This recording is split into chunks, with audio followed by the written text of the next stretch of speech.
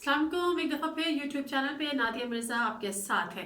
नाज़रीन, आज की जो सबसे बड़ी खबर है वो बड़ी इंटरेस्टिंग डेवलपमेंट है। वो ये कि हमने आपको बताया था जिससे से खबरें आ रही थी कि 9 दिसंबर को समाअत होगी, जिसमें मरियम नवाज शरीफ साहिबा की जो दरख्वास्त, जो उन्होंने कहा कि उनको 6 हफ्ते के लिए बैरून मुल्क जाने की इजाज़त दी जाए, और जो मौक़िफ़ इख्तियार किया गया वो यही कि जी जो उनके वालिद हैं उनकी जो हालत है वो इंतहाई तशवीशनाक है, वो इंतहाई निगहदाश्त में है, और उनको जाने की इजाज़त दी जाए ताकि वो अपने वालिद से मिल सके, उनकी तीमारदारी कर सके। और ये मेन रीज़न भी था, उनकी जो ज़मानत मंजूर हुई थी वो भी इसी बुनियाद पर हुई थी कि उनको बीमार वालिद की तीमारदारी करनी है। जब ये बातें ये भी सामने आ रही थी कि जी अब चूँकि बीमार वालिद नहीं है, पाकिस्तान में नहीं है, पाकिस्तान से बाहर जा चुके हैं, तो फिर अब उनको किसकी तीमारदारी करनी है, क्योंकि उनकी जमानत की बुनियाद यही थी, तो वो वापस जेल उनको चले जाना चाहिए। लेकिन बहरहाल इससे पहले कि ये वाली आवाज़ें जोर पकड़ती, मरियम नवाज ने एक दरख्वास्त दे दी, लाहौर हाई कोर्ट में जमा करा दी, और आज वो समाअत के लिए मंजूर हो गई थी। आज उसकी समाअत हुई, और समाअत में एक बहुत बड़ी डेवलपमेंट वो हमने ये देखा कि इससे पहले जो भी दरख्वास्त, चाहे वो नवाज शरीफ साहब की हो या दीगर हमें माजी में मिलती हो, तो अदालत जो है वो हुकूमत से उस पर जवाब मांगती है। लेकिन यहाँ पर ये फ़र्क हुआ कि मरियम नवाज की जो दरख्वास्त थी वो अदालत ने रिजेक्ट कर दी, और उन्होंने ये कहा कि आप हुकूमत से रब्ता करें, यानी वजारत दाखिला से रब्ता करें, जिन्होंने आपका नाम ECL में डाला है। और उसके साथ साथ जो हुकूमती नज़रसानी कमेटी है उसको अदालत ने उनकी वो दरख्वास्त फॉरवर्ड कर दी, और मरियम के साथ उन्होंने साथ साथ ये भी कह दिया कि आप वहाँ से रिक्वेस्ट करें, वहाँ से ये दरख्वास्त दें। अगर आप उस फैसले से मुतमईन नहीं हैं तो फिर अदालत से दोबारा रुजू कीजिएगा। और इसके साथ साथ जब जो नज़रसानी कमेटी है हुकूमत की, उसको जब अदालत ने वो दरख्वास्त फॉरवर्ड भी की, और उनसे कहा कि 7 रोज़ के अंदर ये उनको फैसला देना होगा। अब जो यहाँ पर जो इंटरेस्टिंग चीज़ है वो ये है कि अदालत ने मुकम्मल तौर पर बॉल जो थी वो हुकूमत के कोर्ट में डाल दी है। अब अगर चले जाते हैं थोड़ा सा पीछे, और यकीनन कोई ना कोई हमें ऐसी माजी में मिसालें हम खंगालते रहते हैं जब भी किसी चीज़ का तज्जिया कर रहे होते हैं। तो जिस तरह इमरान खान साहब ने एक बात की थी, मीडिया पे आके एक बात की थी, चीफ जस्टिस ऑफ पाकिस्तान पर तनकीद की थी, अदालतों पर तनकीद की थी मियां नवाज शरीफ साहब के मुल्क से जाने के फैसले पर या जाने की इजाज़त पर। तो हमने रिबटल देखा था चीफ जस्टिस ऑफ पाकिस्तान का, और उन्होंने कहा था जी हमने नहीं, आपने इजाज़त दी है, आपने उनको मुल्क से बाहर भेजा है, तो अपना जो बर्डन है वो अदालतों के शोल्डर्स पर ना रखें। और आज एग्जैक्टली ये हुआ।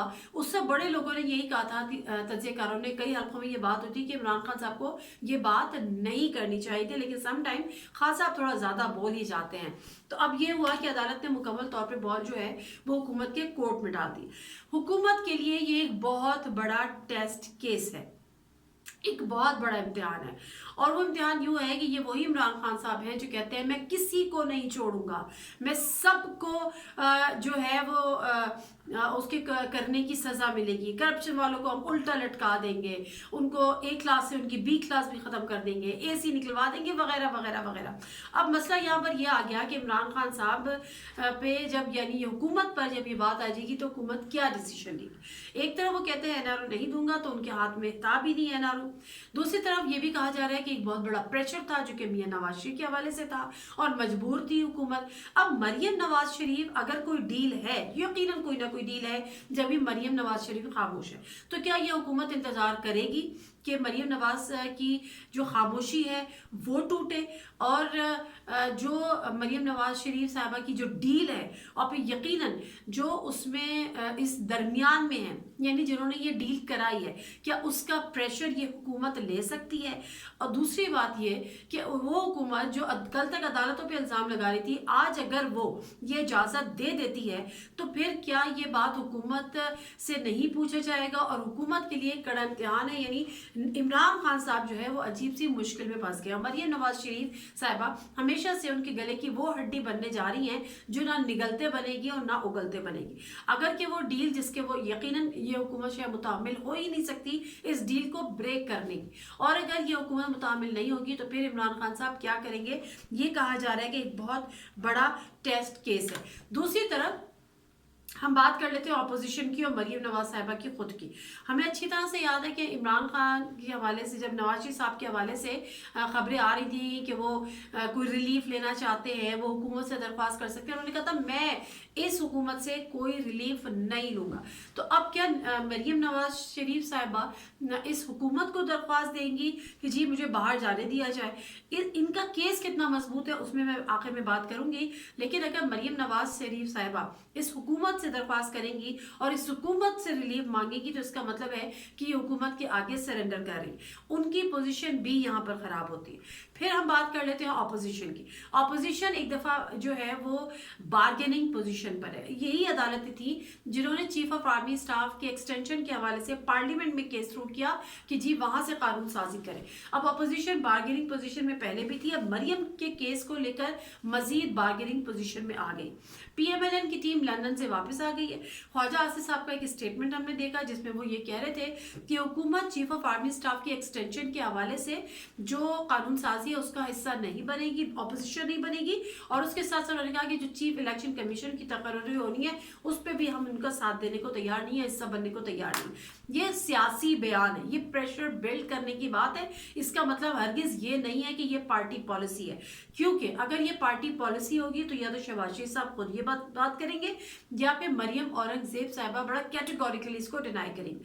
लेकिन जब इधर उधर के सीनियर बंदों से ये बातें कहलाई जाती हैं तो इसका मतलब ये होता है कि हम अपने पत्ते फेंक रहे हैं और हम बार्गेनिंग आपसे करना चाहते हैं। यकीनन वो बार्गेनिंग होगी।